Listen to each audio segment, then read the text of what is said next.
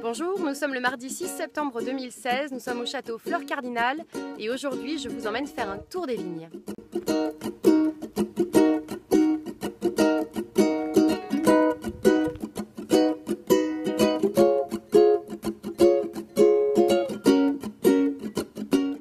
Vous êtes nombreux à nous écrire pour prendre de nos nouvelles, c'est sympa, mais surtout pour prendre des nouvelles du vignoble et savoir comment on s'en sort en ce moment avec toutes ces journées ensoleillées consécutives sans une goutte d'eau, ces températures fortes.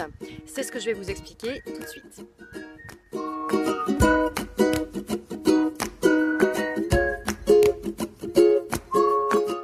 Alors les vignes, vous pouvez le constater, sont encore bien vertes, on n'a pas de stress hydrique constaté. Il faut dire qu'on est situé sur un sol argilo-calcaire, donc avec tout ce qu'il a plu au printemps, on a une réserve hydrique suffisante pour que les vignes puissent capter l'eau située dans les sous-sols, d'autant plus qu'on a des vignes qui ont en moyenne 35 ans, et donc elles ont un système racinaire suffisamment développé et profond pour aller justement capter cette eau en profondeur. Donc il ne faut pas forcément se fier à l'herbe qui est en surface, ce qui compte c'est ce qu'il y a surtout sous nos pieds.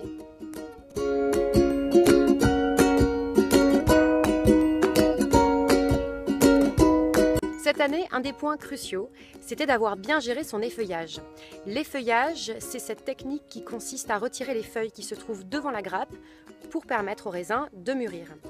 Alors nous, on a réalisé cet effeuillage à Fleur Cardinal au mois de juillet de manière prudente puisqu'on a effeuillé une seule face. Et sur la face qui a été effeuillée, on a laissé ce qu'on appelle chez nous la casquette.